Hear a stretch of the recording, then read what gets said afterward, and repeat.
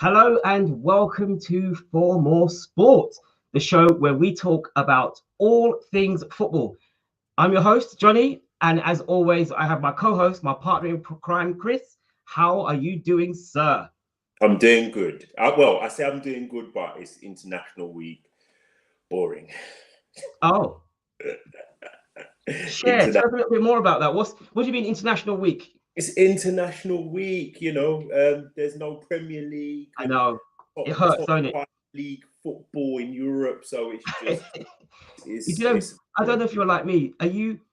When it gets to a week like this, you look at the timetable and you think, how long before Premiership starts again? 100%. That sounds really bad because I suppose we should be fully behind the international football matches. But the problem, by the way, it's Premier League. We don't want to get told off. Oh yeah, we get told off for that. Yeah, EPL, the English Premier League. I apologize to my international fans that are like, what league are you talking about? Yes, we are talking about the English Premier League.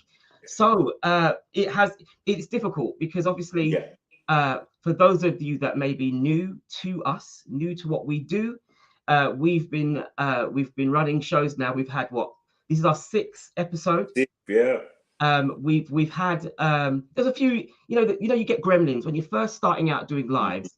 You have a few gremlins. So what we did was we decided rather than going live straight away, we'll do a few pre-recorded shows, see how it goes. If there's any issues, are we comfortable to talk on screen? Are we looking at ourselves or are we looking at our webcams? Them kind of madnesses where you're like, what am I doing? Am I doing the right thing?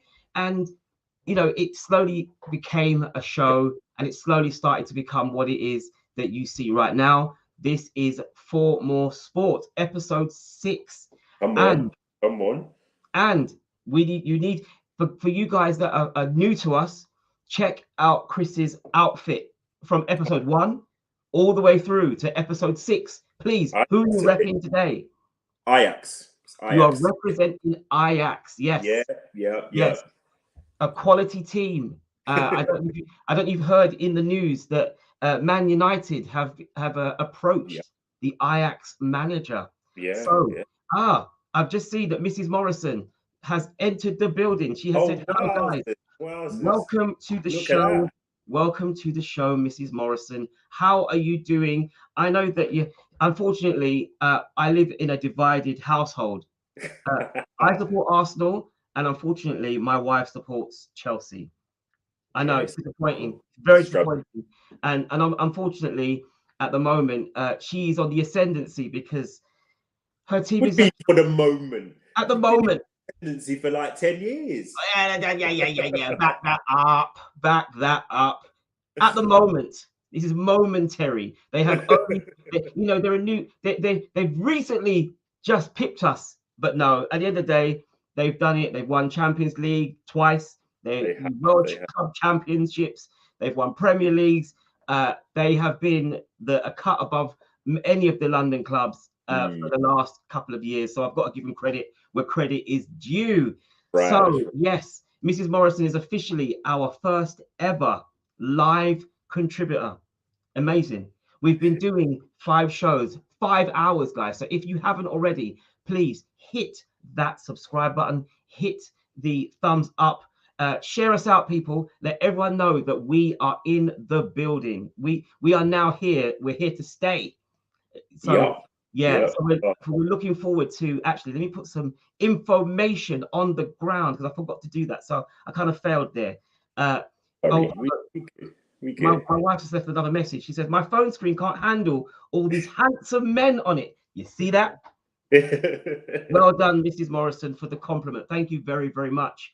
She will share us out now. I appreciate that. Thank you so much. We are we're a small team. Me and Chris, we're a very, very small channel, but we have got big, high hopes. We want to get out there. We want you guys to come in and help us as well as we talk about different things that are topical in the news as it stands. Now, we've picked a difficult week. Obviously, International Week is a difficult week. But talking about internationals, I think the first subject that we should talk about, and I'm going to add it to the stream right now, is that the Okay. UK and Ireland Yeah. associations Yeah. have gone further down the line in actually getting the Euro 2028 here in this country. Obviously, we are here in England, in the UK. How excited do you think? How excited are you for that news that maybe in just under 6 years' time, the Euros could be held here in the UK? It would be awesome if that were to get over the line. I believe that the bids they have to be made certainly this week. I don't remember what day it is, but they Yeah. have to be submitted. And according to the whispers, there are actually no other competitors. So Oh they wow. almost get it by default, because if there's Oh yeah. no one else wants No it. one else wants it. I mean, why is that? It's such a great tournament. We've just had an amazing tournament. Obviously, we've got the World Cup again this year, so we've got some really good football coming up. But I mean, I know it's a long way away. The good thing about it is that we don't need to build any grounds. A lot. This is why I think this is why it makes sense to bid for it, Yeah, because with other places they might have to redevelop, they might have to change infrastructure ever so slightly. It's expensive, let's be honest, but because of rules and regulations in this country, yeah. stadia has to be up to a certain standard. Hmm.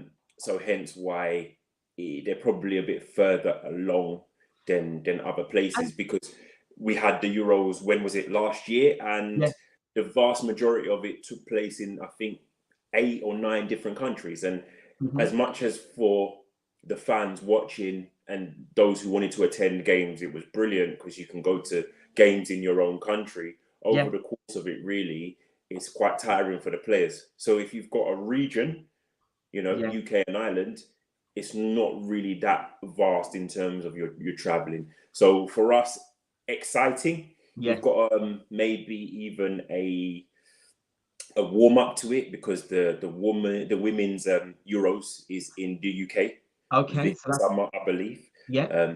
and they're playing it all over England. I said the Mm, UK, but I think it's in England. So there's games in places like Brentford and Middlesbrough okay. and places like that. So Which is still ultimately, amazing for the women's game that yeah, we are that's it. now It having gives them a these kind of chance. tournaments. I mean, I don't know if Yeah. you've heard, there's an advert on the radio. I think Ian Wright says like it's 20 years of Barclays support of the Yeah. women of football in the UK, and women's football now is breaking records for the attendance, which is Yeah. really good to see that from its from the very beginning it slowly started to pick up, and the public are now starting to really embrace it, and I'm looking forward to actually seeing that tournament here. That'd be great. Yeah. I just It'll I be just love good. the fact that when the sad thing is when you see certain tournaments Mm, and they don't have the infrastructure, a lot of the time what happens is they end up having to build these massive stadiums that obviously puts a lot of pressure on the finances of the taxpayer in that country, and what's sad is you find a little while later that the ground is just derelict, like yeah. nothing happening to it. Yeah. There's no plan B for That's when the right. tournament's over. That's right. Where when you think of a country like the UK, you've got the grounds. I mean, you've got big stadiums like Wembley, Hmm. Tottenham's ground, Arsenal's ground, Manchester United, Liverpool. I mean, it's funny.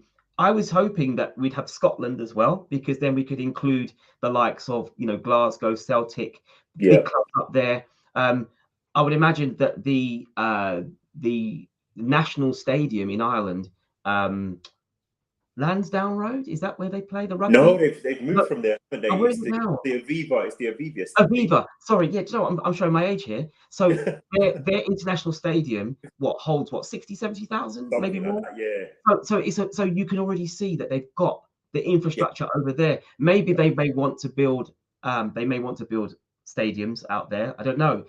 But actually we've got it here, so we could hold it. And I Yeah. think it would be really good, a good advert, because one thing I do know is when it comes to the tournaments, we had the Olympics here, and we embraced it, and we did a really, really good job. So I'd imagine that if there are no other bidders, I mean, it'd be embarrassing if imagine if UEFA said no. Imagine he said thanks, but no thanks. You're not allowed to have it. How embarrassing would that be? Yeah. So it's going to be a great tournament. I'm really looking forward to it. If we get, I'd actually like to ask you that, because I don't even think I fully answered the question. You said, how am I looking forward to it? My son's he's gonna be 10 next week. Okay, that comes around, he turns 16. You know, we've gone to football matches before. I remember even when they announced the Olympics in this country, that day was going to be held in this country. He was born a few months before they took place. Right. And things like that, and just sharing those kind of moments. So if there was anything that I was be looking forward to, is that hopefully my son at the age of 16 would still be interested in football as he is now, and that we're fortunate enough to get tickets to go to one of the games. That'd be amazing. And I think that you know it's like there will be a lot of fanfare. There'll be a lot of advertising from now, and it's crazy because some of the best footballing stars in Europe won't be around for this tournament. No, you know, some of the big names in European football, you know, likes of Cristiano Ronaldo. I mean, don't get me wrong, they might win. Do you know what is funny? Imagine in 8 years' time, he's the national coach of Portugal. That would be interesting. Don't you think that'd be quite amazing? Like, he's now the national coach of Europe, of a European team going to that tournament. It's going to be quite exciting to see just how that pans out. I would imagine if there are no other bidders, then the likelihood is that we'll get that tournament, and I'm looking forward to that. So we've got some international games, obviously this over the next couple of weeks or so. There is a game of death. Do you know what I'm talking about when I say there's a game? It depends whether you're talking about in Africa or whether you're talking about in Europe. We can talk about both, my brother. we are going to be if we go to the European, if we talk about the European theatre first, and then we go and we cross over the Mediterranean, and we will go onto the African continent. So when I say to you the game of death in Europe, what game am I talking about? You're talking about potentially, I think it's Italy, Portugal, isn't it? Yes. Yeah. That game is going to be. Do you know? What's your take? What's your let's break down both teams. How do you think that game is gonna pan out? To be honest, it's who turns up on the day and takes their chances. So if I'm gonna be honest, you've got the European champions, Italy. Against a team who are clearly moving forward in their growth, but they still have that major superstar. They have been relying on him for goodness knows how many years. And I just think if you look at it from a team perspective, the team of Italy is probably a little bit more experienced, more well-drilled, solid spine. But that's not to say Portugal don't have it. I think over two legs, however, if Italy can keep Cristiano quiet, plus his supply chain. So we're talking the likes of the guy at Manchester City, Bernardo Silva, Bruno, keep Jota quiet. They will probably over two legs be able to take him out. But will they also take their chances? Because outside of someone like Immobile, I don't know who regularly scores their goals. I think Chiesa's injured. Was there a penalty? It would be Jorginho. Oh yeah, of course, He does score. He does seem to score quite a few. This is it. Decent penalties. I just think as a team, they're probably just that little bit more well-drilled and more well-oiled than. Okay. So, I mean, obviously, as I said before, I said there was a game of death in Europe. And it's funny, obviously, we've got on the board, we've got Poland, we've got Scotland, we've got Wales, and obviously Portugal. There's quite a few teams that are I mean, there's quite a few teams that won't go to the tournament. Yep. You know, I mean, it says Russia were due to face Poland, but obviously they were disqualified. Yeah. So you think we've got Scotland, Ukraine, Wales, Austria, and then the winners of that play each other. So it's going to be a big, big game. I mean, we're talking some really big teams are not going to the tournament this year. What do you think of Scotland's chances? When you look at that, if we're being really, really honest, yeah. How many? I mean, obviously you've got the records on the screen in Yeah. terms of what record are you talking about? Their World Cup records, their attendance records. So right, okay. When you scrolled, you showed us. It showed us. Oh, these are the times when Austria and all the rest of them have made it to the World Cup. And if you look at it, the last World Cup was what? Was it 2018? Yeah. Yeah. If you look at that record, Austria weren't there. Last time they went to the World Cup was 1998. So they're not a loss. For me, they're not a loss. But obviously, someone like Alaba, who does so well at obviously Bayern and now Real Madrid. Yeah, he's a big player to not go. Listen, that's been the thing of ages, hasn't it? You've got the likes of people. What's his name? Ibrahimovic. I don't know how many World Cups he played at, but he's very true in different countries. It's just one of those things. If you are a good player, I think that's good enough to help you sleep at night. But if your national team isn't that good, it's just if you're able to represent them at a major tournament, you've done well, and you take that as it is. There's a lot of the teams. Yeah, it's big matchups. Again, look at Scotland, 1990. That's what I mean. I'm going to go through them, and I think they also are 1998. It says it's not a big loss. Years. That's a wilderness. That 24 years they've not been able to make it. But actually, they're not doing so badly, are they? No, they were at the Euros. Yeah, they held England to a draw. I know that was a great game for the Scots. Not bad at all. But it's just a case of you shouldn't. If certain countries have X amount of millions of people to choose from and a certain infrastructure that they always produce this kind of a football player, if you're from a different country, it's just, for want of a better phrase, the luck of the draw, isn't it? You want to do your best to represent your country. And when you represent your country, play to your fullest. But at the end of the day, 1998, there's a whole generation of people who have never seen Scotland at the World Cup. I know. It means you remember Scotland at the World Cup? Sorry? Do you remember the Gordon Strachan teams that Scotland used to make it? They were not. They were a team that would qualify. Yeah. They weren't the sort of team that wouldn't get there. They would get there. They've just gone through a good few years where it's just not happening for them. Yeah. But like you said, a lot of the younger generation will be, this may be their first opportunity to actually get to a great tournament like this.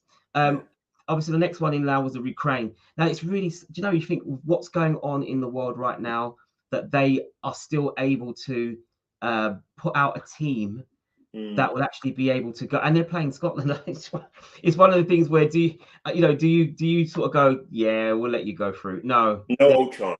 No chance. Scotland, no. Are like, I understand what's going on in the world right now, but we want to go to the World Cup. This is it. To tell the truth, there would be an instance, a lot of emotion in that game, though. If that game doesn't go ahead, if those ties don't go ahead, there's a lot of issue that will happen. But right now, as an individual who perhaps is from that nation, can you play that game?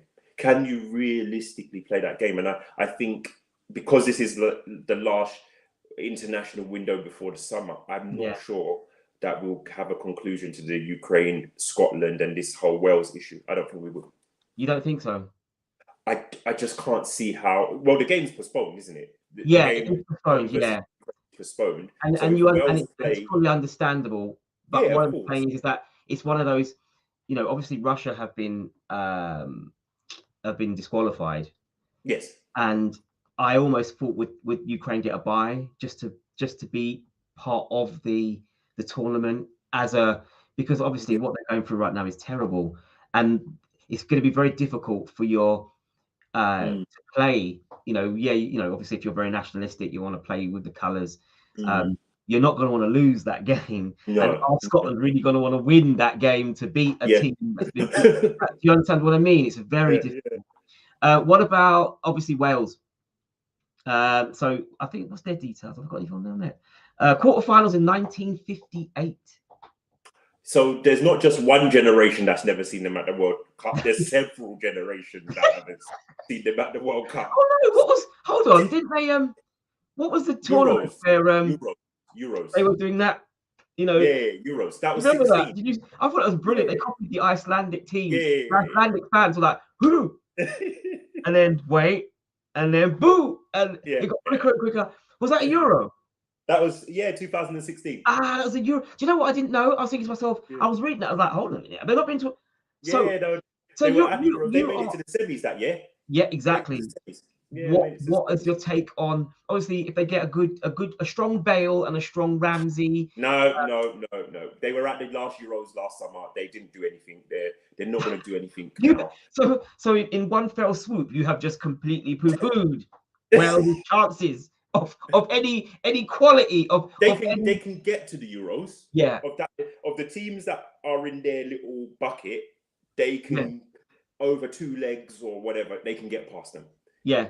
Whether they can have an impact at the Euros is debatable. And the reason why I'm saying no is ask yourself the last time Gareth Bale played club football.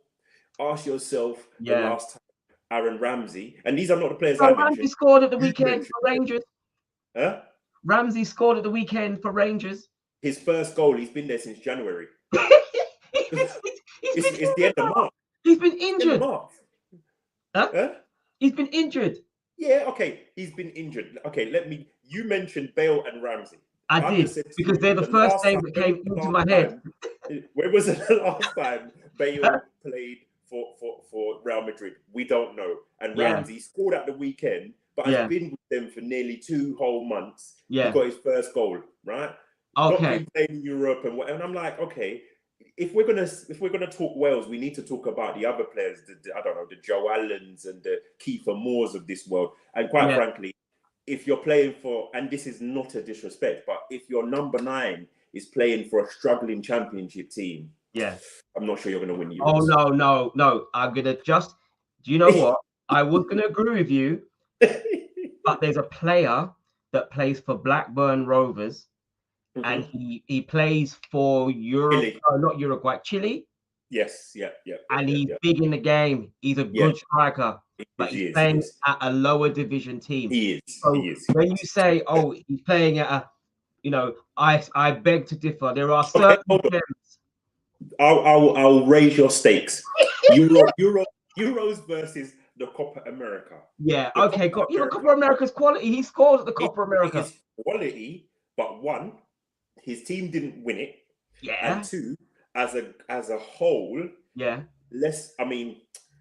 if we were to look at the teams that have won it in the last, let's say, 12 years, I reckon it's 4. Yeah. Yeah. Where's Alexis Sanchez from? I've forgotten. Sorry. Alexis Sanchez. Chile. Yeah, Chile. Chile. Yeah. So him, Vidal, and that group of players, they've won it. Yeah. But Argentina have won it. Obviously. Brazil have won it, and Uruguay have won it. Uruguay. That's 4 teams. Yeah. But when you look at the Euros, even if a team doesn't win it, England, Portugal, Italy, Spain, did I say France? Like Netherlands, Germany. A lot of difficult teams, isn't it? The quality is mad. So are you saying then at the World Cup is basically European teams with Brazil and Argentina and then Japan. You can throw the occasional Asian or African team. We're gonna get to the African continent in a moment. We're gonna get there. We will be discussing that at great length. But what I'm saying is that so of the teams that I've mentioned that are in those playoffs, right? The sad thing is Portugal and Italy both can't go. Only one of them can. I'm okay with that. Yeah. Okay. Do you know what I was thinking? I initially said to myself, would UEFA say, you know what? Russia got kicked out, right? No, relax. How about immediately? No, hear me out. How about we let them both go. But then I thought, no, that ain't going to happen, because I thought what they would do is give Ukraine a bye. They would say, Ukraine, come to the tournament. But they didn't even do that. And I don't, yeah, but I don't think internationally anyone would argue with it. I think people would be like, yeah, all right, yeah, I'll you know, in place of Russia. Okay. Remember, that's the key. The thing is, we don't want to go too deep into this, right? No. I'm just saying, I'm not saying this is going to happen. I'm saying, could it be? Yeah. No, I just, themselves, you know what? I know what's going on in the bigger, wider world. Yeah. This is football. Let's stick to that. You're not allowed to go.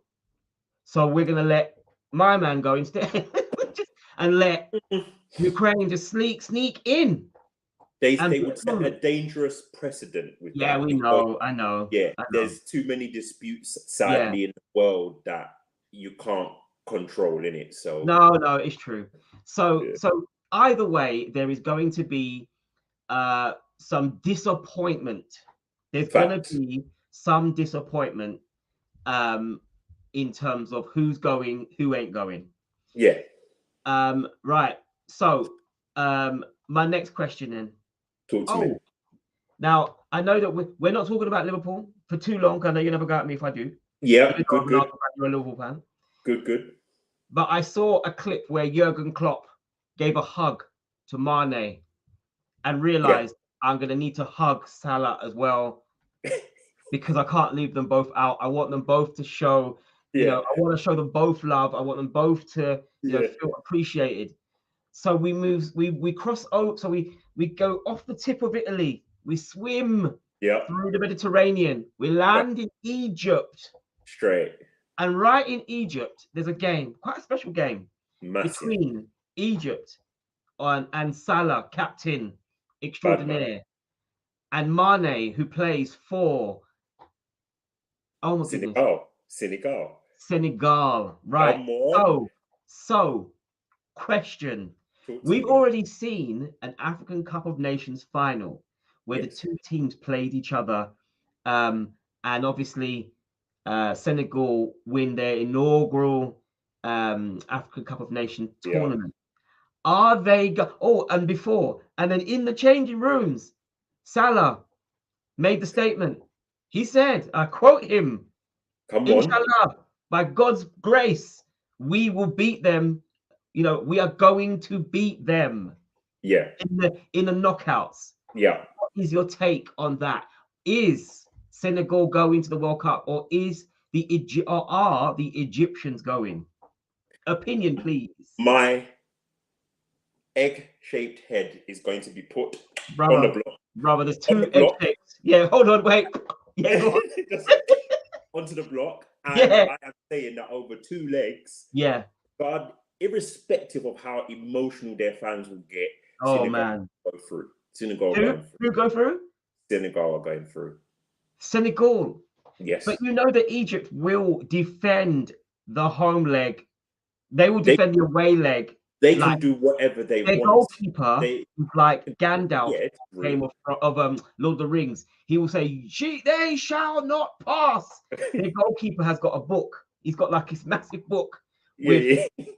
So Mane shoots left, right, and top. You know, who's the defender? Koulibaly. Is it Koulibaly? Koulibaly, he's gonna shoot dead straight. So he's got a book that tells everyone what they do. It's not going to penalties. You don't think it's going to penalties? No, over 2 legs. It's not going to over 2 legs. I think they're gonna defend to the hilt. This is gonna be one of them games where they will defend so tight. Yeah. All I'm saying is there'll be squeakiness as they run. It's not the same, obviously. It's not the same when you want to talk about club form. Yeah. But Salah hasn't done anything since he's come back from that tournament, you know. People don't want to speak on it. Right? And that's not me digging him out. But he hasn't done. What do you mean? He's what? Do you think he's sulky, as in a bit down from the cup? No, I don't know what it is, but he scored 1 penalty since then. It's not that he's not making chances. It's not that he's not getting into. Well, I say 1 penalty. No, he scored against Inter as well. But he hasn't been the pre-tournament Salah that we saw in the Premiership. He's got a couple of goals, but the form is just not the same. What about Mane's form? Mane has played the same. He has been exactly the same. If anything, he just also hasn't really hit the back of the net with the same, I don't know, regularity. But then, to be honest, he doesn't do that regularly anyway. He just kind of give me 3-4 chances, I'll bury one. So you don't really see it. But with Salah, it's very, very different. The form is very different. So if, let's say, he continues and takes that form into those 2 games, Senegal will definitely go through. Mendy is on fire right now. Like Koulibaly, his team's in a title race. Their spine is just better, you know. So if everyone plays to form, Senegal go through over the 2 legs for me. Okay, so you're saying that the likelihood is that it's going to be Salah who has a chilling summer, chilling. And it might. I say chilling. Who knows? He might be, you know, caught in another team. Who knows? Who knows what his summer's going to look like? You know. So my next question then is, Juventus, I've been told, have put in a financial package for Salah. Good luck to them. Do you think that he would consider bouncing and go? If actually, let me get it up. Do you think that he would consider that as a deal, as a you know, an option? Nobody really knows. If I'm honest, if it really is a case of he's there for the money, then yeah, of course you would consider anything. Okay. I look at Juventus. Yeah. And I look at Liverpool. And I say, trying to take off, you know, the red tinted glasses, who at this moment in time would you want to play for? They can't even keep hold of Dybala. That's going to be the next conversation, because that's also on there, isn't it? Set to leave on a free. Oh, there you go. Yeah, there you go. I didn't even see that. But they bought Vlahovic. Wonderful. They go out of the Champions League. Their defense is aging. I mean, they've got Delete, but their captain is still Chiellini. You know, I just look at it and I just think, would you really want to go to what the old lady? Not the top level Juventus. They're not in the title race. They're battling for top 4 right now. Yeah, but they will. They're like United, aren't they? They tend.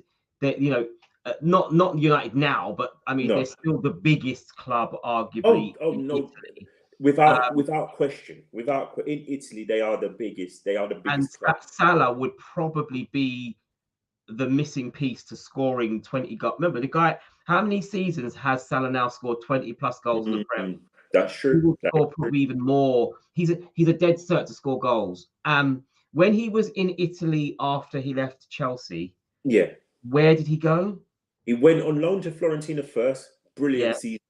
Then he was at Roma. He got bought by Roma. So he's been in the capital. Yeah. So he's been to Italy. Yeah. So arguably a trip to Turin probably would, maybe, you know, I don't know his you know, I don't know what is driving him at the moment, but from what I gather, contract talks haven't gone exactly according to plan, have they? Yeah, and I'm wondering whether or not Klopp, when he bought Diaz, was saying, well, Mane needs competition, and is he now thinking, I also need to sort out the right side as well? Will I need to be looking into the transfer market just in case he does? Because, you know, I don't.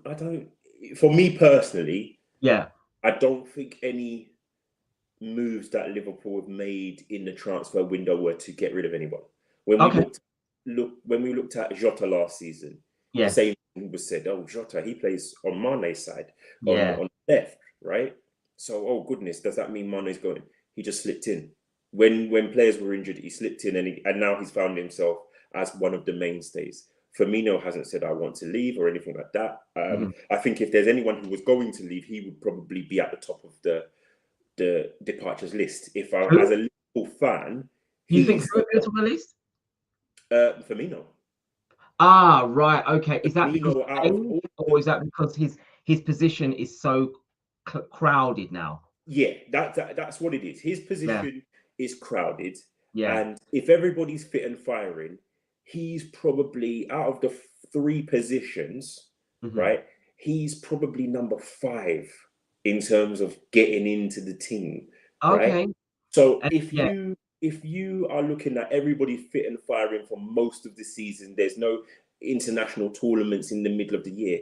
He's not gonna. He will get games, but you're gonna get games in the Carabao Cup and FA Cup. Is he? yeah, Does he not merit more playing than that. I get what more you're than saying. that? Yeah. So as a Liverpool fan, actually, that's how we see it. In terms of Salah, I don't think will be sold. I think if he chooses not to agree the contract, he'll go on a free. Oh, okay. We've Okay. done this. We've done it before. Yeah. Jorginho Wijnaldum, he could have gone, and we didn't. We gave him a good Oh man, can you? and Sorry, I know this is old news, but we Wijnaldum, yeah. was that? I just think to myself, for someone of his Mm. quality, what was he thinking to leave Liverpool No, and go? no. Listen, 29 years old, Yeah. right? 29 Well, that's years how old. old Salah is.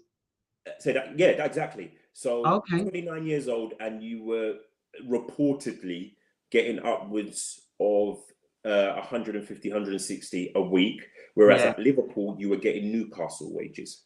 You got to remember that. We bought him from Newcastle, and we gave him a good package, Yeah. but he was on no more than 60 a week.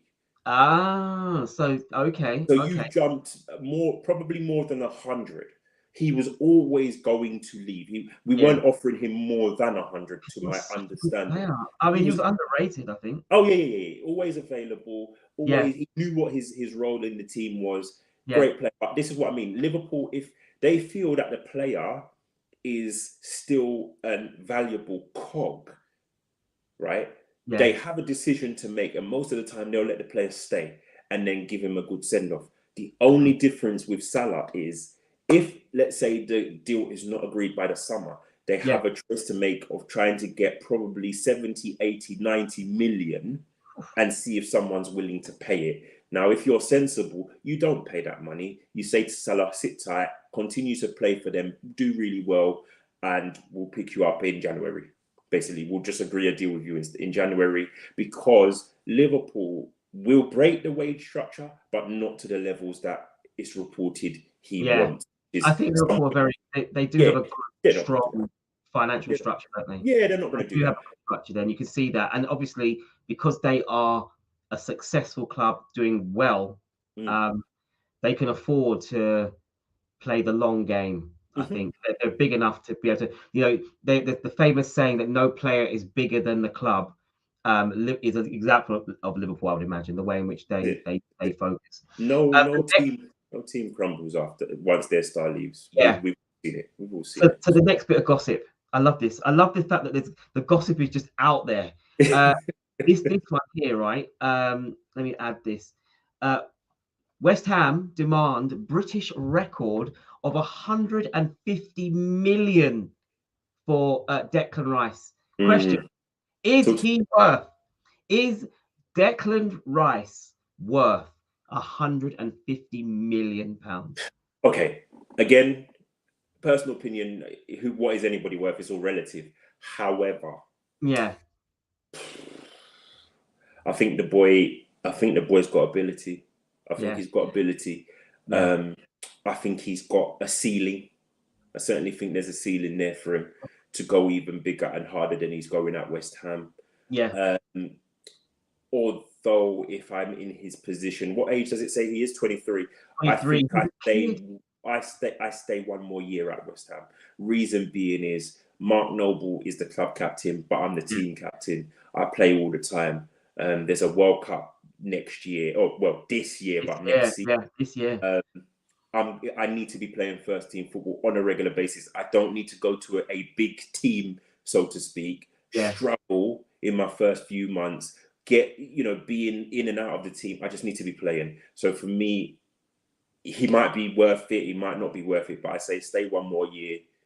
So if be he a was to go for 150 million, which obviously that's the would, point. It's only the who would likes he of go? Who would it Manchester be? United. And there's only one team that it would be City, I'd imagine. No. They won't They don't need him. But what I'm they saying is for who's got 150 150 million to spend on Manchester United. Manchester United. I don't think Man United would spend 150 million on him. But that's the point. So No, that's why I I say it's all relative. I don't So, think West Ham will get that money, but so they've told you sorry, go on. they've told you what their ceiling is. Yes. You've just got to agree somewhere in between, because if he's worth 150, right? Yeah. That means that regardless of how poor he's been this season, Harry Kane's number has to go higher. They're not the same. They're not the same. No, but Declan Rice had a fantastic Euros, didn't he? He did. He was brilliant. And actually kind of came out of nowhere to be in the middle of that, England defense that got all the way to the final. Yeah. What's interesting is that the second bit of news talks about his partner in that England midfield. Oh, Phillips. Listen to this. Leeds United are preparing to offer Calvin Phillips a new contract in an attempt to stave off his interest from who? West Ham. West Ham. Now imagine that. Declan Rice and Calvin Phillips in the same team. So they're playing week in, week out in the same club, and then they go and play at international level together. I'll be honest with you. I mean, I must admit, I didn't realize he was as older than Declan. Yeah. So but then the money for him was, I think I read 60, 70 though for him. Which is kind of crazy because they both were. In all honesty, and this is what's so disappointing, is that both of them had amazing tournaments. But Declan's kind of the only one that was able to stay injury free. That's right. And obviously Leeds United, without having him, Bamford, and who's the other one? There's one more that was injured. They've just had a list of really bad injuries. They end up losing their manager as a result of the bad results. And Calvin Phillips is, he hasn't been able to. Well, I mean, he's still injured, from my knowledge. He hasn't played, but he's still being discussed for, basically contracts, because they know his worth. They know how good. They're both tidy footballers. I mean, look, we said we won't talk too much about our own teams, but I would take both of them. Like, I take one or the other. Like in our midfield, in my team's midfield. I don't know if you feel the same. I just think, he's quality. They're both quality. They're both good players. Very. I think very. I think this is testament to the England manager for seeing. Slow down. Oh, hear me out. Hear me out, sir. Hear me out. It is testament to the England manager for taking a gamble on midfielders. That's true. That not necessarily the first. When you think of quality England midfielders, I would have probably put Henderson in there, because Henderson is captain of the Liverpool team. They've done amazingly well, and yet, what has he done? He's had Henderson sitting on the bench, and he's had Declan Rice and Phillips playing for the whole tournament.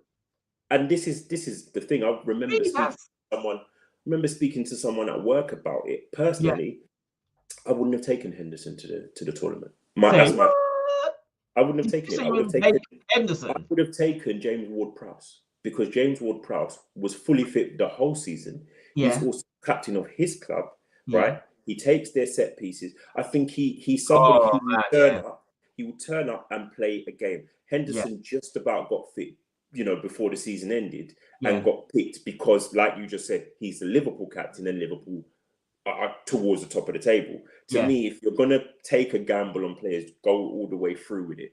Henderson, I didn't think on form at the time was worthy of going. No, I mean, don't get me wrong. I mean, there was some great.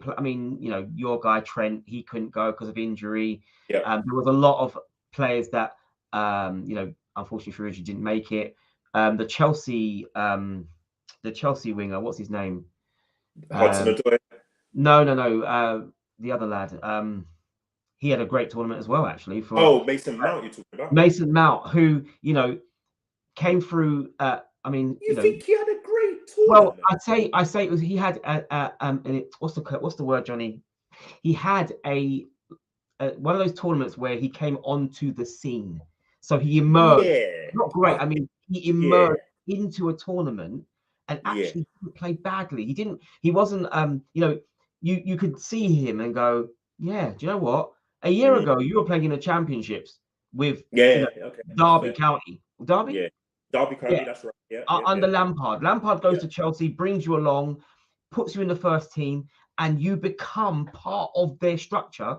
You become part of their team. And now, not only that, you're now going with the England squad and playing good football.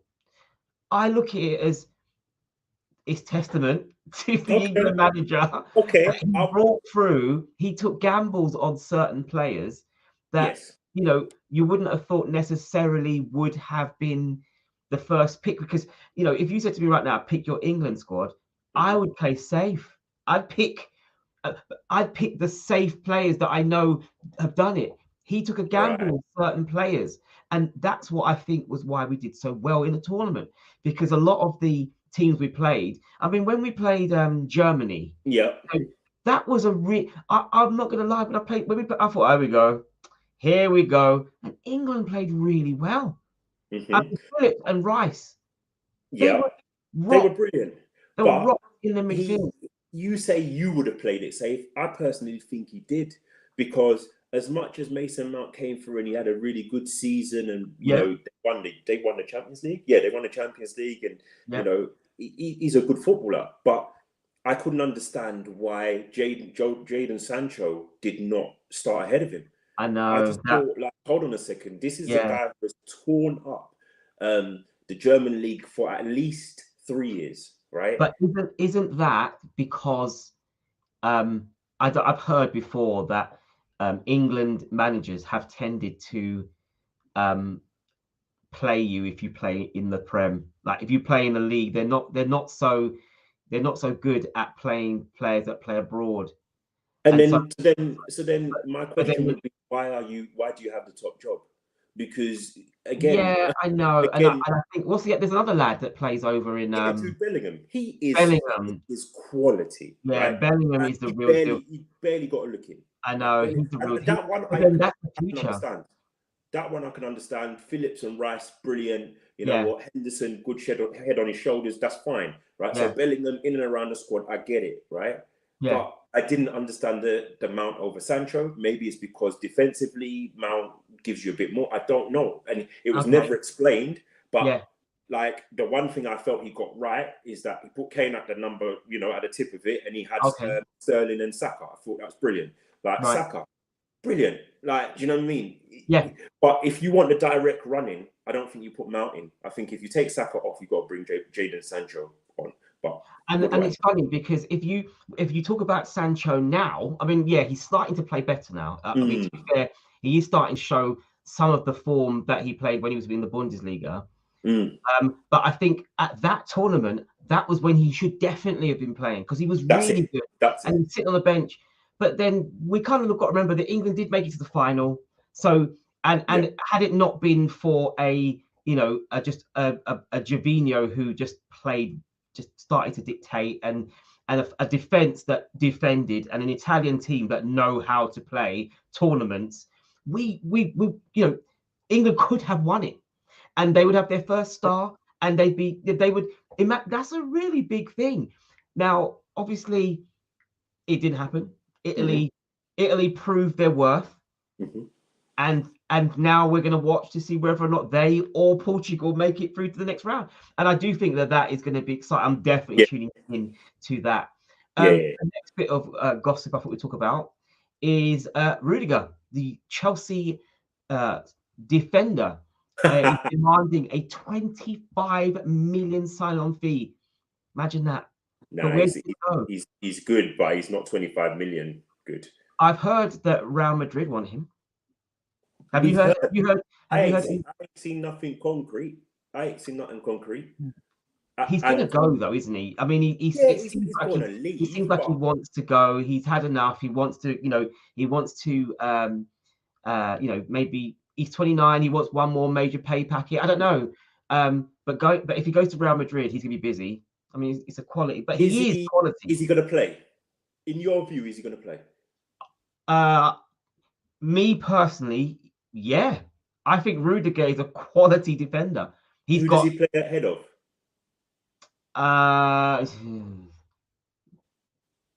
Because he plays centrally. Where does Alaba play? He's now central. He plays central. Yeah, Alaba. See. This is the thing. I've always seen Alaba as someone who was more of a wing back rather than a central defender. Nah, he's now 30. He's now. This is what I mean. He's now. But I still think Rudiger is better than him. Really? I think Rudiger is better than Alaba. Yeah. I think for Rudiger, the team. Do you remember a little while ago you said to me, we were talking, and you said to me that when we were talking about teams, and you said, I want a defender to defend. Yes. Do you remember you said that to me? Yes, 100. Right. Rudiger is a defender in every facet. He will put his head on the line. He will make the tackle. He will defend. He'll dig deep. He's a defender. And Chelsea, I think, will really suffer by losing him, because obviously I've heard Christensen they're talking about Christensen going as well. And Barca. I mean, and we're talking. If I was obviously Chelsea are going through some financial issues that we will no doubt be discussing in greater detail at the weekend in our Sunday show. So guys, if you're around, make sure you check in with us on Sunday. Make sure. We'll have a few more people on the field on the field in the screen. Don't tell them. Let them come and see. I'll let them. Yeah. Well, I won't say any more than that. We've got an all-star cast coming on Sunday.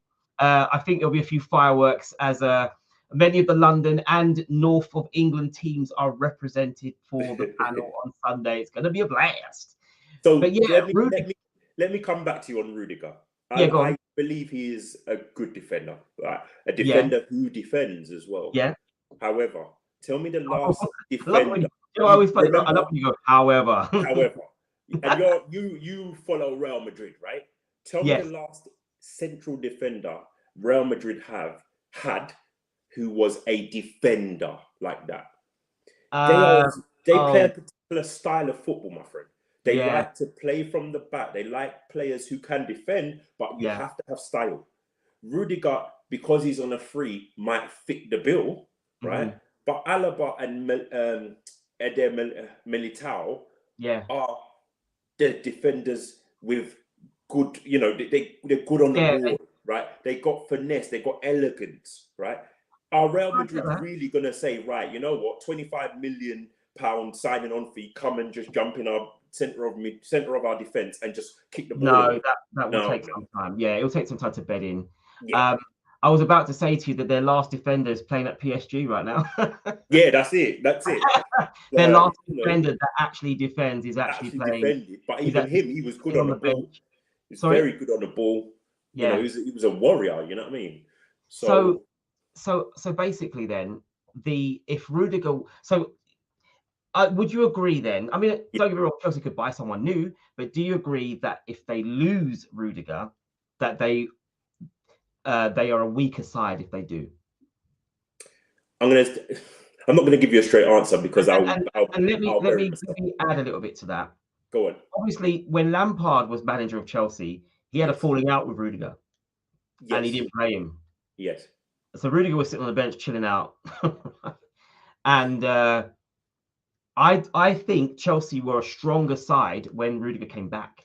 Yes, correct. I agree. I was glad. I was happy when they were weak because obviously it meant we could maybe Arsenal might beat them, but Chelsea are a stronger side with Rudiger in it. Is he good enough to demand that kind of money? No. I love the way you know what? What did I say to you yesterday? I'm gonna stop asking you closed questions. Do you know what? Sorry, guys. I know if you're just tuning in, you're probably thinking, what are these guys on about? Do you know, I will ring my boy Chris. I'll say, Chris, we're going to talk about this, right? And blah, blah, blah, and tutus. And then what I do is I say, don't worry, I'm not going to ask you any closed questions. I'm not going to ask you any questions where you're going to say yes or no. And then I do it and you go, no. No. I'm like, oh, No, I'm going to give okay. you more. I'll give you more. I'll give you more. Please, Right. Expand on my closed question. I'll expand. Everything you said about Rudiger, I agree with. Yeah. Absolute. Listen, watch him against Salah. Just watch him against Salah, right? Yeah. Salah will do different things to loads of the defenders in this league, but watch him against Rudiger. Just watch him, yeah? That will tell you whether he's good or not in most people's view. Certainly in my view, he always has up Salah, always. Right. So okay. he's a good defender. Yeah. Does he merit that money? No, he don't. It's just because he's going on a free. Like, let's keep it 110%, right? Okay. He has run down his contract. Yeah. At the moment, So Chelsea walk away for nothing. Yeah, so listen, he knows if I was to leave and someone has to pay for me, they'd have to probably pay anywhere between 25 and 35 million pounds because of my age, right? Yeah. So why not run the contract down and at least get half of that money in my pocket? I don't think he'll get as much as 20, but he'll do well, right? He'll do well. He'll go to another team and he'll be fine, right? Yeah. And hopefully he plays and he doesn't sell himself short and then in and out of teams and he's not good enough and all this other rubbish that, let's say, Ronaldo's going through, right? Yeah. But I mean, Chelsea, personally, a lot of people are like, oh yeah, they're going to lose this person, that person, going to get weak. No, I don't agree with it. Okay, so Chelsea are being spoken about by billionaires, consortiums, and all the rest of it. They might not have another Roman, but they're going to spend money, right? Yeah. You don't lose or potentially lose Aspilicueta, club captain, Rudiger.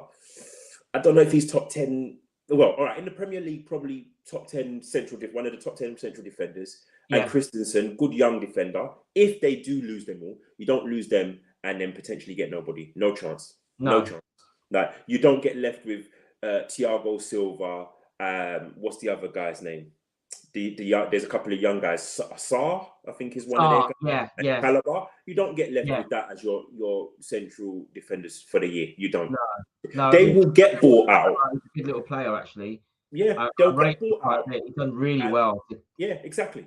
Yeah, they will get bought out, and they are going to spend, and they're going to flex their muscles. But people just don't want to hear it because they think, oh, they're. I see. So you think that when we talk about the troubles so at the moment it's like, woe is me, Chelsea are, they're going to go to receivership. I always find it funny that at the moment, obviously, the owner can't benefit from them selling the club, but who does benefit when they sell the club? Is it going to be in a little pool of money just gaining interest somewhere? I don't know. It's a very weird system. Yeah, man. But Chelsea obviously at the moment are not able to. They're not. It's not function. It's not this situation they're in is very extraordinary. I really hope they can sort it out. Chelsea are a big club. For a team that have just won the Champions League and the World Club Championship to be in this situation is just ludicrous. And I hope that UEFA and FIFA and the Premier FA, they all get together and kind of work out what happens here, because the basic simple Chelsea fans are one that suffers. Ultimately, they love their club. They want to watch their team play. They want to see them grow. They want to expand and do better. And I don't think that a team like this, I don't think the players can be completely, shielded from what's going on in the bigger world. Yeah. I don't think it's possible. I think at some point, the Chelsea players are going to say, well, what's my future? Do I stay at this club and fight for the colour and continue, or do I bounce because it looks like Chelsea's on its way down? Whoever going to fight? No, I'm not saying. I'm just saying. Yeah. There's a lot of decisions that you shouldn't have to be thinking about because you're playing football. You just want to play your game. You want to play football. You want to enjoy football. You don't want to be thinking to yourself, what's happening next season? Is the club going to go into receivership administration and all these madnesses? And is they going to do a fire sale? Because Chelsea is better than that.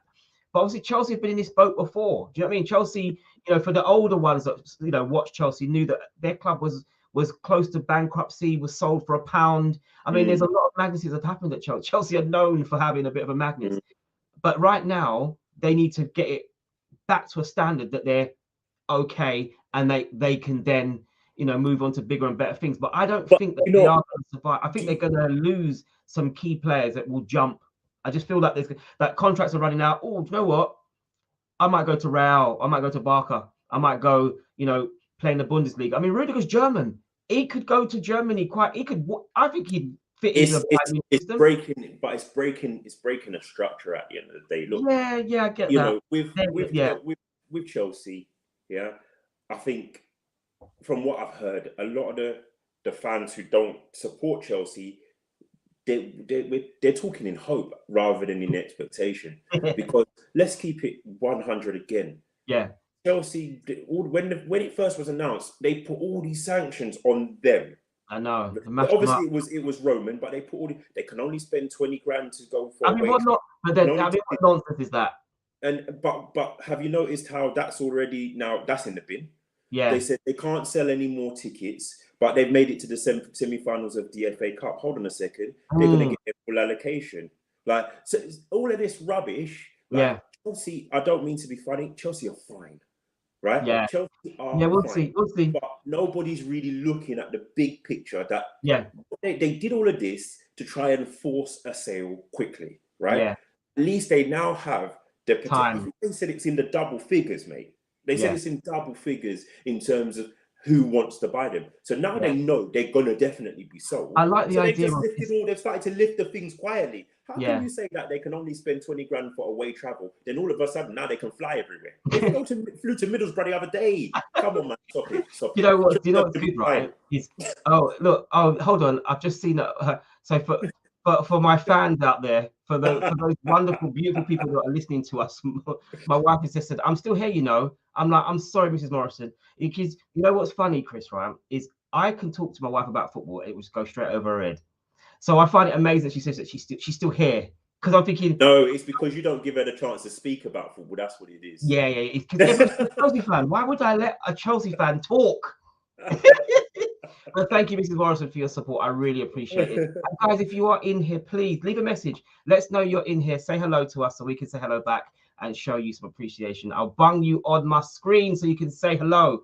Yeah, as I said, my name's Johnny and my boy here, Chris. We just love talking about football. It's been a quiet week because obviously it's International Week. So we haven't been chatting too much about what's been going on in the bigger world, but we've been talking a lot about the gossip. Now I'm going to drop some more gossip. Chris, are you ready for this gossip? I don't know. Are you ready? Come on. Here we go. Boom. Ooh. Let's talk right now about Manchester United and this man. Everyone now is going on about the Ajax manager going over to Man United and turning it around. Now, before I allow you, let me go. I allow you to get stuck into this story. I am almost certain that when the German manager that they have right now was being hailed as the future of Man United Football Club, everyone was talking about him being amazing and brilliant and fantastic. How many years had he not been in football? 10. 10 years the man's been sitting at home, chilling out for 10 years. Let me tell you something. This is something I've realized in life, right? People talk about Mourinho being a great manager. And he has been a great manager over the years. He has been. Yes. But football has changed a great deal in that time. Football has 100%. Changed. So my man is now sitting at home, and then United say, hey, can you come over here, assess the club, tell us what we need, but by the way, manage it at the same time. Oh, sorry, I need to quickly say hello to Roger Myers. Hey, Roger. Greetings to you. Sorry, I'm late to the party here now. Mr. Myers, we have been talking about your club and the woes that There are no woes. with it. There are no woes. Chelsea will be fine. They will get bought by a billionaire, and they will be fine. It's the fans of other clubs crying, wishing Chelsea are going to be fine. So on the one hand, you have me saying, "Please, Chelsea, come on, Chelsea. Go down get deducted points." Oh, See, this is no, what I need. no. What I need is for the FA to go, "Oh, you know what? Administration, deduction of points. You're going to the championship." No way. No, I know. Chelsea's too big for that. They would never happen. Oh, but look, in full support. Here he goes. Come on, you Blues. Yes, he's there. See, so basically, we talked about it. Unfortunately, Roger, you were too late for the party. We are now talking. We're now beating down on. Is it Erik ten Hag? Erik ten Hag, yeah. Yeah, we're now talking about the manager that is currently at Ajax, who United fan or United board are now saying is going to be the future, is the Messiah. He is the one that's going to drag United out of mid-table obscurity and bring them back to. Wow, this guy said mid-table. Oh my goodness, he said mediocre. Right, hold on. Are they not? You know what? As soon as that came out of my mouth, I was like, "Oh no!" So the United fans are going to watch this. They're going to hate on me, boy. But yes, is he the guy? Is he going to do it? Is he going to do it? To be honest, look, Ajax. He knows how to win with Ajax. Okay, yeah. He knows how to win with Ajax. They play good football. Yeah. It's very fluid. Yeah. He's managed decent players. Like they made semi-finals of Champions League. In all honesty, that was the first time that I felt there was a chink in the armor, because that year I'm sure they beat Real Madrid. They had Tottenham in the palm of their hands. I know, and then they didn't make it. They didn't make it. I personally preferred to play Tottenham than to play Ajax, because I'd seen what they'd done that year. And then they sold everybody. Ziyech went to Chelsea. De Ligt went to Juventus. Van der Beek went to United. Saw a lot of their team taken away, and they've gone and bought this guy who you've got on screen from West Ham, Sebastian Haller. Yeah, he didn't cut up any trees in the Premiership, but he's absolutely flying he was flying in the Champions League and with Ajax. So sorry, you need to see this. Talk to me. His comment. He's another Unai Emery or another Tuchel. I'm not sure. And but it's true. That's the truth, because in that league, there's only 2, maybe 3 teams expected to challenge. So if you are manager of Ajax, Feyenoord, or PSV, if you don't win the league, you haven't done a good job. He's won the league. He's got to the latter stages of the Champions League. So he could end up being Tuchel, get into another club and elevating. He could be Unai Emery, goes to another club, doesn't really quite work, but is still a good manager. Yeah. I just think I've not seen Ajax go and spend money on a marquee footballer, and Manchester United have what would be classed as marquee footballers. They have Champions League Varane, they have David De Gea, they have Bruno Fernandes, we've got Cristiano Ronaldo, they've got Sancho, they've got a lot of big name players. Can he handle them if they're all still there next year? That's where I think the judgment will be. Okay, so when it comes to his, do you think that United is too big for him, though? That's my point. Do you think that a team like Manchester United, arguably the biggest club in the world. Slow down. Slow right down, Johnny. Well, pitch this way. You always beat me up about these, right? Man United and Real Madrid are the biggest companies, like football companies. They are the biggest on record. Their revenue, their marketing strategy, the fact that you can go to any part of the world and people will recognize their emblems. Tell me that they've done a good job of marketing. True, but football is on the pitch. Yeah. So if we're going to talk about the biggest, is it just by their numbers? Oh, wait. I'm so sorry. I think we got Sally. Hello, Sally. Listen to this. hello, I'm here now. But here's the joke. Why? I don't know. I don't know. And then she adds, to even stamp it down, I know nothing about football. So it's not just bad enough that you're here and you don't know why you're here, but it's also that you know nothing about football. But Johnny, But you're supporting us. do we know much about football? We think we do. We think, yes, we do. And I think we've put in a lot of time and effort to make our channel all about football. There's a comment here. So is that the level Man United are at now? That's where they are. A key point. So thinking about that, so are we saying then that United are not the force they were? Are they a spent force? Are they a team going backwards rather than going in the other? You know how to stick it in, don't you? You could have left it at one cliche. Thank you very much. I will this guy, as an Arsenal fan, he's like, are they this? Stab. Are they stab again? Look, hold on, let me get another knife out. Honestly, you know what's going to be interesting, and I'm still in negotiating talks with certain people to be with us on Sunday. If they are able to be with us on Sunday, there will be lots of fireworks. So you have been warned. United are a team that at the moment have no direction. That's it. Just as an outsider looking in, I don't know what their direction is. I look at Arsenal and I see quality. Focus on youth. Get rid of the high earners. What?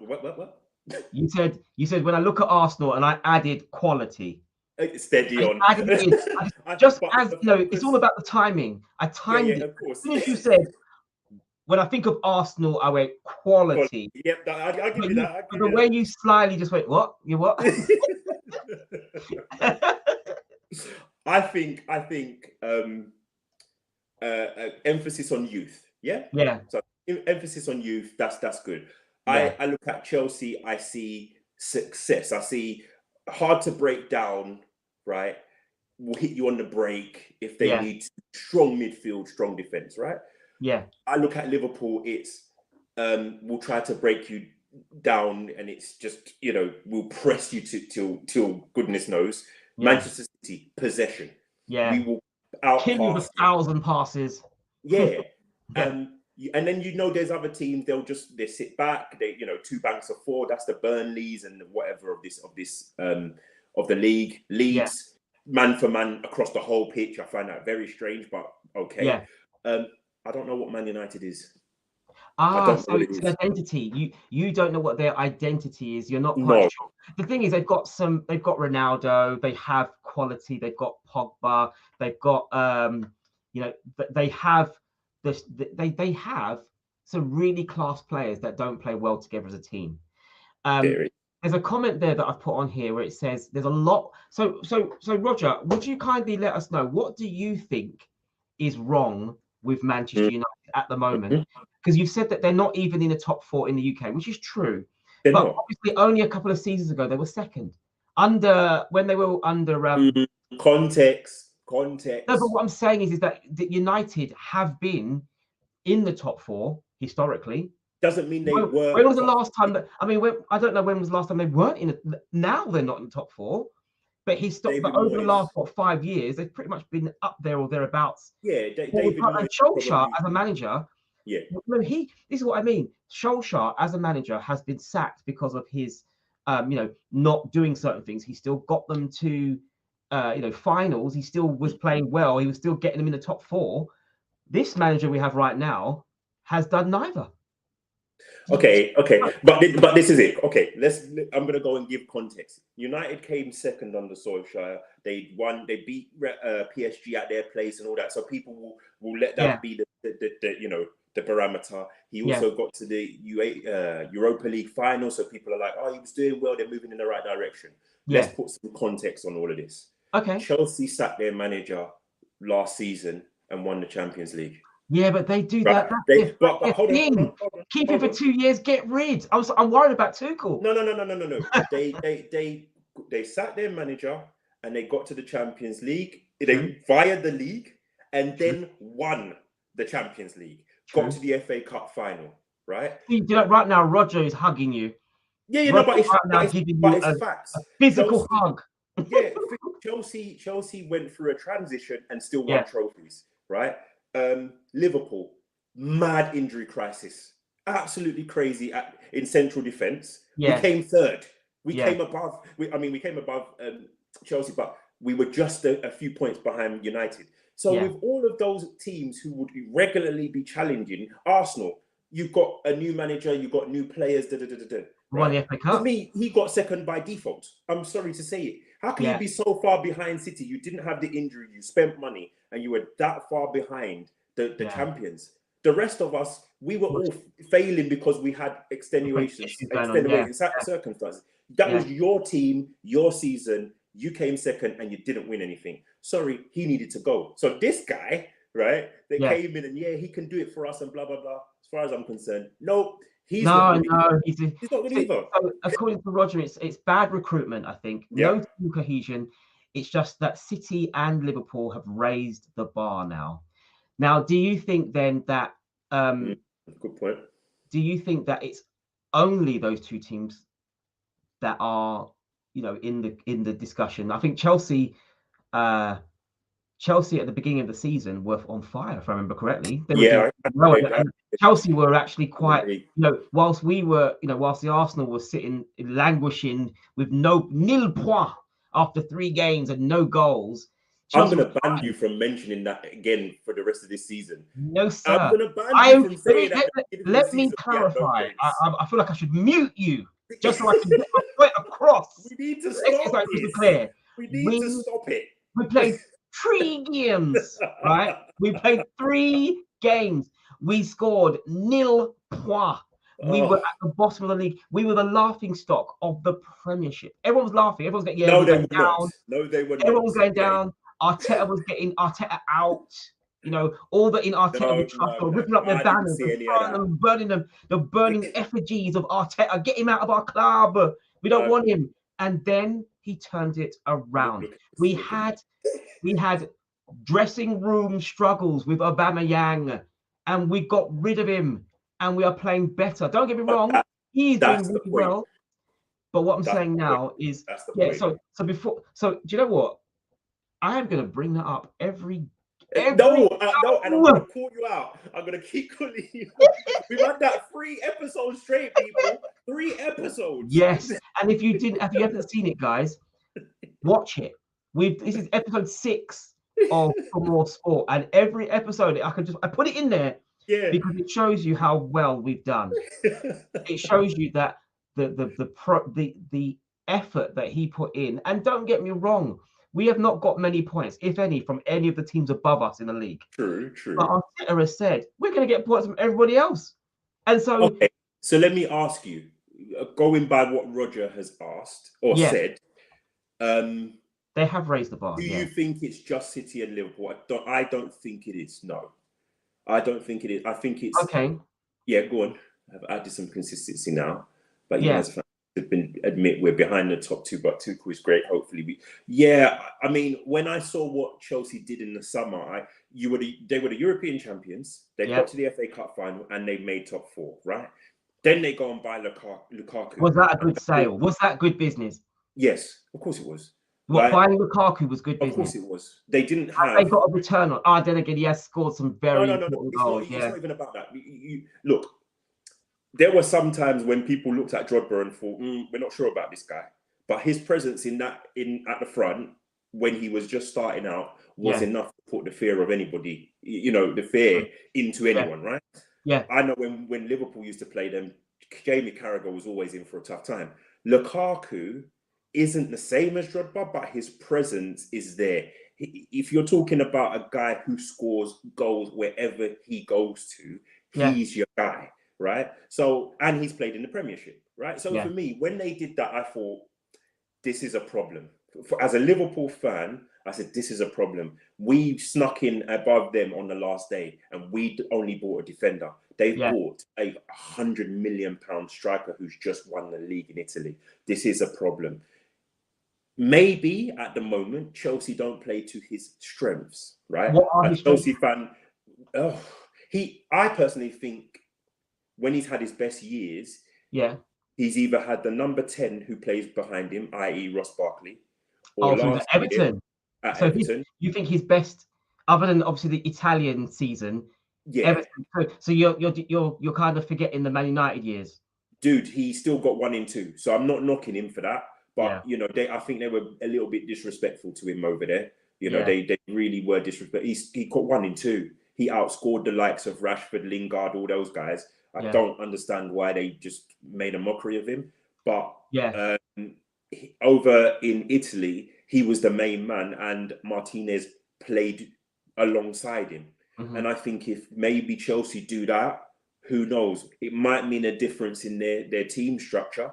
I don't know. But it's something that if you're going to spend the money on the player, then you've got to make it work. Now, I don't know if that's the manager's choice or if it was the owner's choice to get the player in, but he clearly says he's a Chelsea man. I thought it was a marriage made in heaven, and I think it still has the potential to do that. Let's not forget, at this moment in time, Chelsea are still playing every single game that is available to them because they have not been knocked out of any tournament. I know, that's great. And that's good going. Yeah.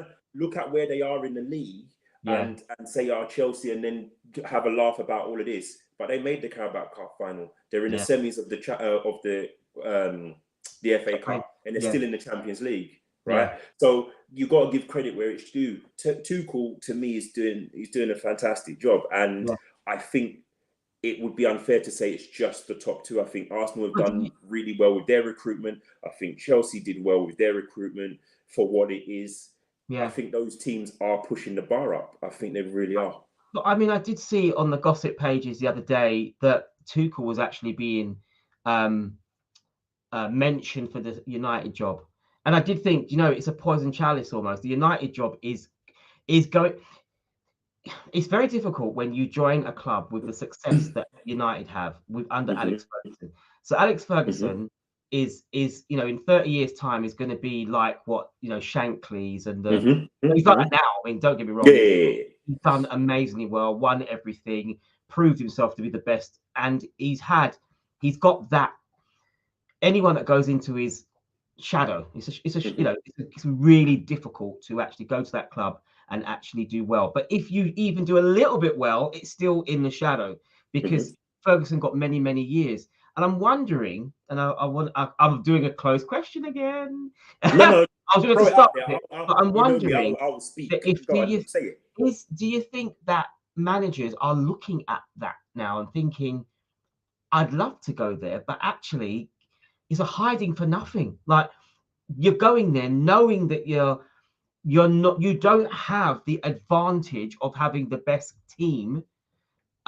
You're not going into this. You're not going into this tournament having the better team because there are teams out there that are better than you. When United, when United under Ferguson were there was only Arsenal in a sense, really, until the Chelsea under Mourinho years came about. They didn't really have any competition. Now, steady on. Kenny Dalglish and Blackburn Rovers, mate. Yeah, but that was just a one-off. Yeah, they did it. Yeah, but what I mean is, so from that moment on, when Blackburn won the league, right? Because obviously it was Leeds, then United, then Blackburn came into this picture, and then it was pretty much United until Arsenal broke the. Then Man United done it again. Then Arsenal did it. Then United did it again, and it was all United for pretty much a decade almost until Mourinho came out of nowhere with his club and changed the whole. The whole scene of the Premier League changed because you had Mourinho at Chelsea, you then had the Mancini at Man City, then you had Klopp at Liverpool, and you've now got 4 teams that have won it, as opposed to under Fergie, there was only 2 teams that could ever win it. Now, what I'm saying is our managers now looking at that. With that, I see where you're coming from. I'm just not sure if I agree. Okay. With United at that time, right? They had what was it? The class of '92, right? Yeah. So they had the basis. They had the basis of a really good team, and then they recruited well. And then if you've got one of the greatest managers ever, do you know what I mean? But then I think there were challengers. It's just that United could spend more and were better. They were a better built team. Because look, I'm not going to knock Blackburn's achievements, because they did battle for the title for 3 years and then Yeah. they fell away. Like, Yeah. let's be honest. We talk about Arsenal and Arsene Wenger, and he was there for 20-something odd years. How many titles did he win? He won 3. 3, yeah. Right? So he battled for about 6 or 7, maybe even 10. He And then the won rest 3, was the right? decay. Like, do you know what I mean? That's the same amount as Mourinho won at Chelsea. He won 2 the first time and 1 the second time. He won 3. So then, hold on. Then we start looking at it and saying, well, are their achievements worse than Blackburn's or better than Blackburn's? I think it all amounts to the same. It's just that United, over a period of time, had a core which allowed them to only make changes in different places. All of those other teams had to start from the bottom, build from scratch, come and challenge, and your time of recycling just ended, and then you moved away. And then the next team came and they whatever. The moment Sir Alex Ferguson moved away, they've not won the title since. It's crazy. I mean, if you look at what Roger's put there, he says, United need rebuilding, and the demands of instant success mean managers are given a little time. And that's what I mean. Like, I remember, do you remember a player, and he became a columnist, called Emlyn Hughes? Of course, he was Liverpool's captain. Liverpool, right, okay.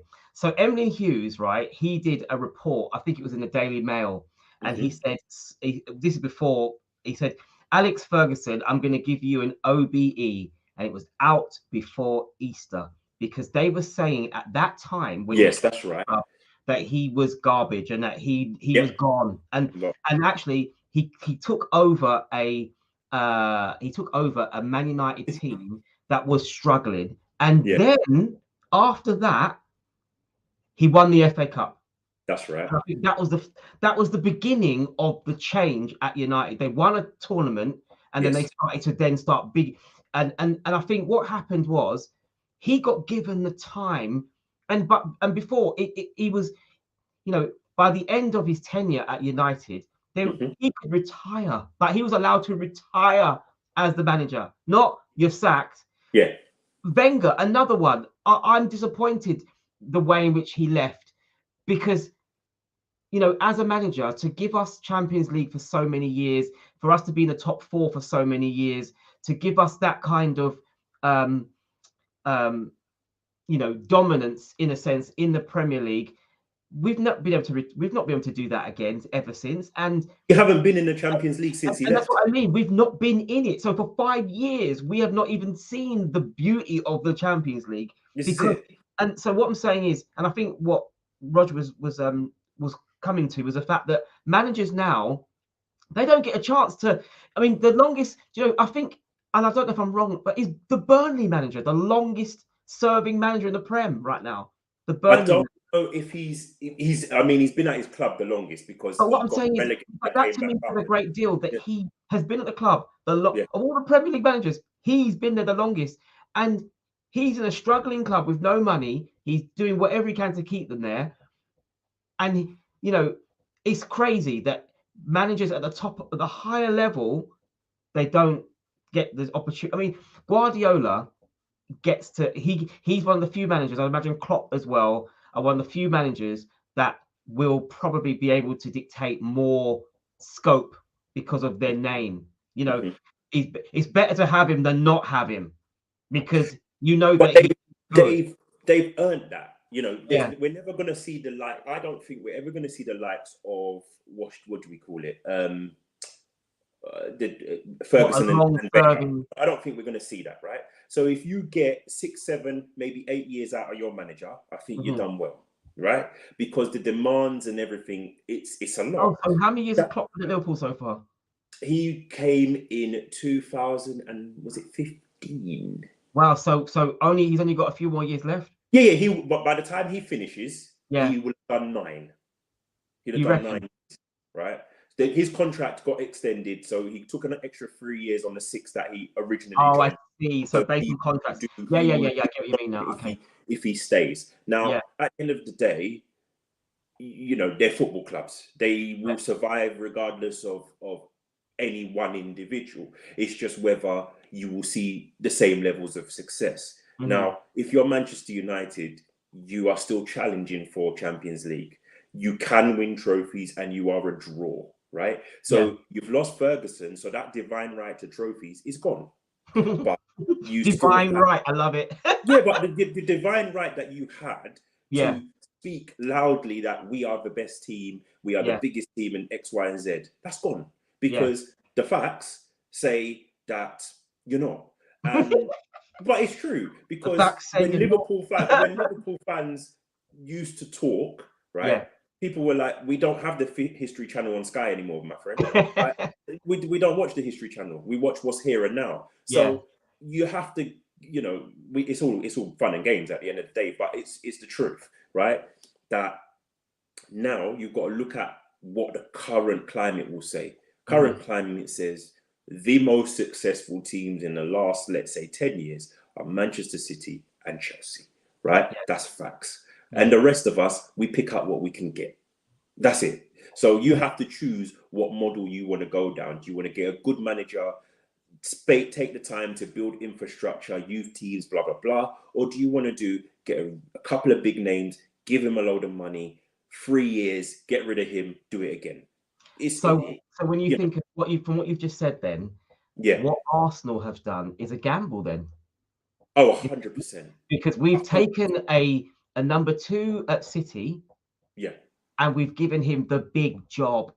And would you say that would you say what he's done is a success? Would you say that would you be able to say that what Arteta done so far is a successful thing? Okay. Yeah. I think, yes, I'll tell you why. He had big earners, big names, and whatever else. Yeah. And he clearly, when he came in, I think he was actually the first team coach, if I remember correctly. He Yeah. then got the term manager. Yeah. Once he got that, I think they said he is our manager for the long term, Yeah. right? So we're going to cut out all the noise and we're going to give him what he wants. That meant he got rid of Ozil, whether he really was the person who got rid of Ozil, but Ozil left, Aubameyang left, and other players left, right? And you are now left with what you have, which is a good core youth team. I'm not going to lie. I don't subscribe into, oh, they're the youngest team in the. Listen, if you sell 2 or 3 of I those haven't players, said that today. I haven't said you that. haven't said that. You haven't said that today. I don't buy into all of that. You know, oh, you know, we're inexperienced. No. These guys have been playing football, right? They are the youngest team, no doubt about it. Yeah. But if in the summertime contracts are not done or people are not added to this, that is not going to keep washing, right? It's not going to keep. It will get you a bit further down the line, but it just won't keep washing. We need to. He won something in the first 6 months as well. That helps him. Winning the FA Cup, right, helped him a lot. I think it bought him even more time because it was like, you know what, this guy's got good ideas. He's got good plans. So what I'm going to say here is going to be very controversial. If he doesn't make the top 4 from this current position, it's a failure. It's a failure. Right, okay, yeah. So you know, there's a famous saying that obviously they're going in the right direction. I mean, I know that Roger's put on there. I think he's leading them back where they used to be under Wenger. Yeah. He was very. It's funny.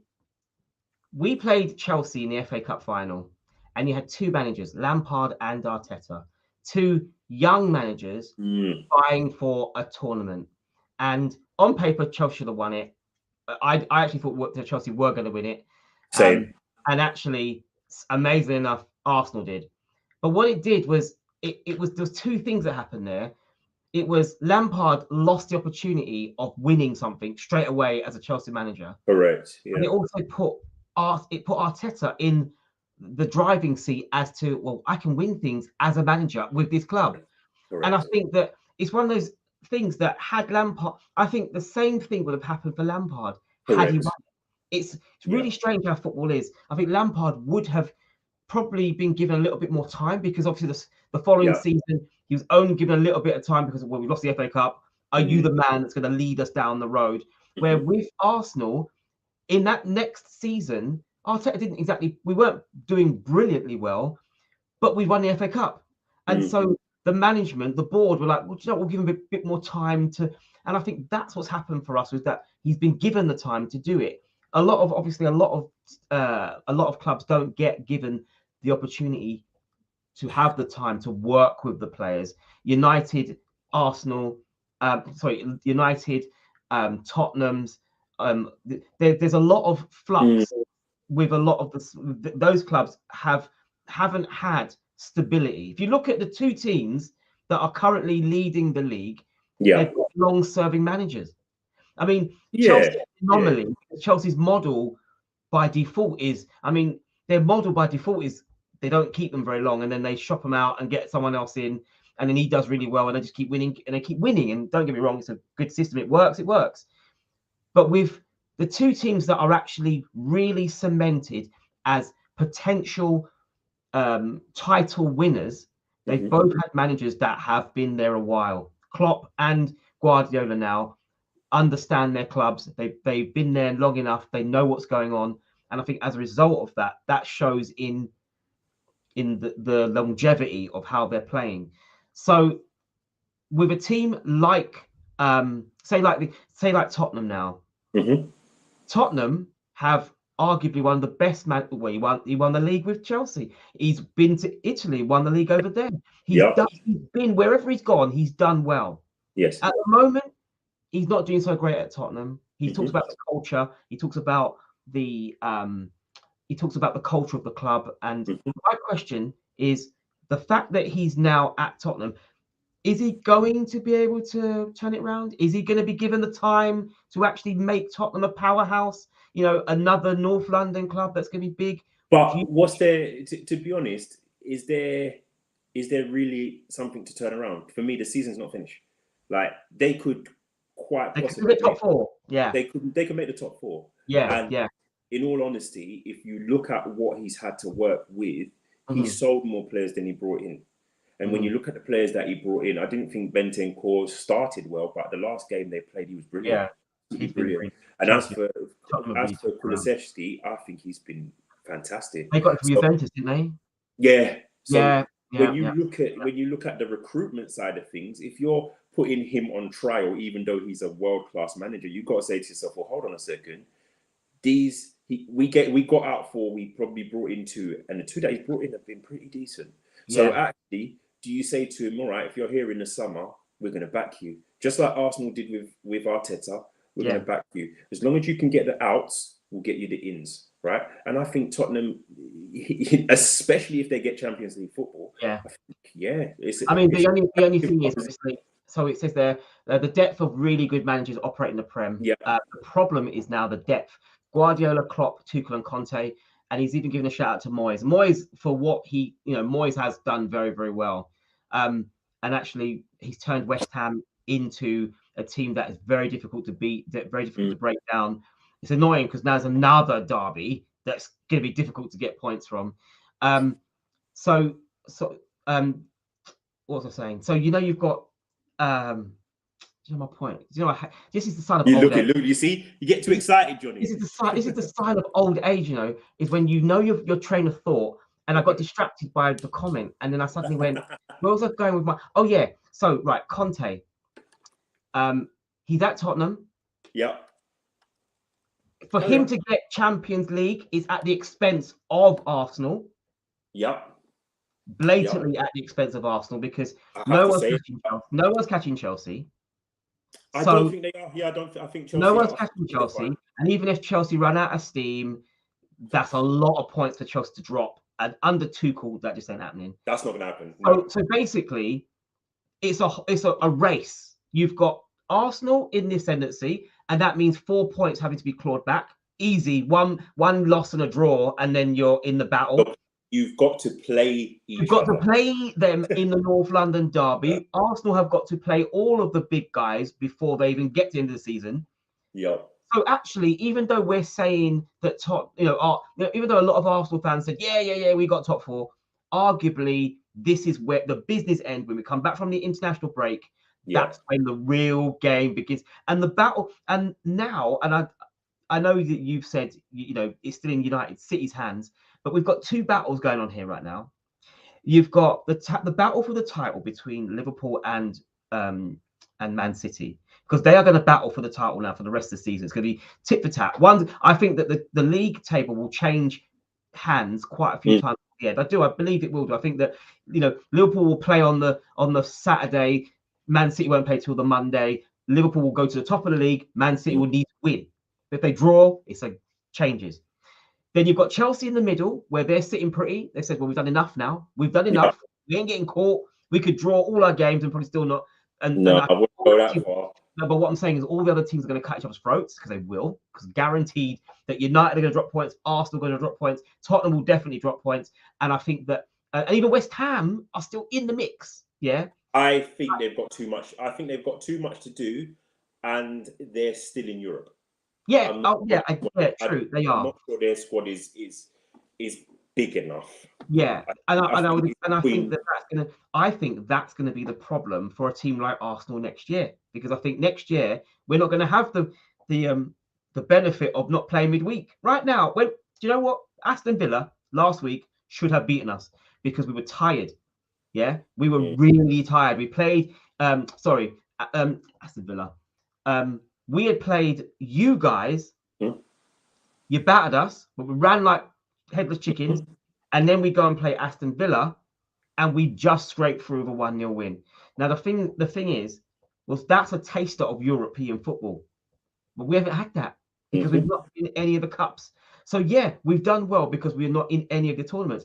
Tottenham are exactly. Do you know what? I know I'm a bit of a conspiracy theorist, but I almost feel that Tottenham threw the conference, not the conference. What's it? Yeah, called? It was. Yeah, I feel that Conte said, let's throw the conference, mate. The conference is no good to us if we want Champions League. We can't be dragging out games, going off to Eastern Europe midweek and then coming in and trying to play. And I think he threw it. I think he said, you know what? Let's be shot of that. It's a silly competition. Let's forget about that.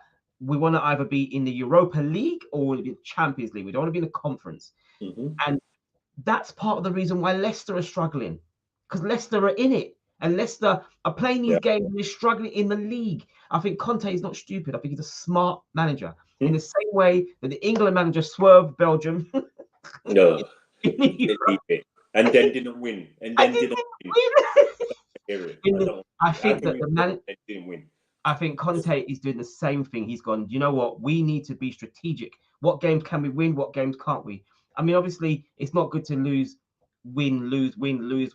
But when they beat West Ham at the weekend, they gave them 2 clear straight wins, a 6 out of 6. Yeah. And that's why people are saying, hang on a minute, maybe this isn't over yet. It's not. I don't think it's finished.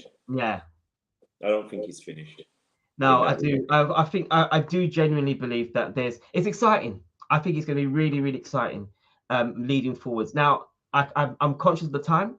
I think that we have blasted over and we've been chatting forever. Guys, for those of you that have been in, thank you so much for supporting us in the very first of our live streams. It's worked. Our internet worked. I was worried about the internet and it's worked perfectly fine. There's not been any issues. I'm just about to say that and my computer's like, what's going on? And either way, we've done really well. Chris, as always, thank you so much for being here and for supporting us in this. It's been great. Our next live stream, guys, is going to be on Sunday. I'm hoping for it to be at 3 p.m. UK time. Please come in, hang out with us for another conversation where we are going to have a few more contributors on the screen. I'll say no more, but they will be representing. I'm currently hunting down a City fan so that we can have all parts of the spectrum still hunting, but we will have quite a few different guys here and gals supporting us for this show. So it has been a great show. Is there anything you'd like to say before we call it a day, Mr. Chris? Good show. Always like, subscribe, tell a friend to tell a friend. Yes. Okay. You know what? How many times have I forgotten to? I meant to say that, aren't I? But you do. You always remember. As always, guys, if you liked what you've heard today, please hit the thumbs up, subscribe to the channel, join us in our madness. We are going to be back here on Sunday, where by then there'll be some. I think there'll be some international games over the weekend. Yes, that's right. Yeah, That's so we may discuss that briefly yeah, before yeah, we get yeah. stuck into the serious discussions that we are going to be tackling. As always, guys, you take care, be safe, and we will see you in the next show. Peace out. Doubt people.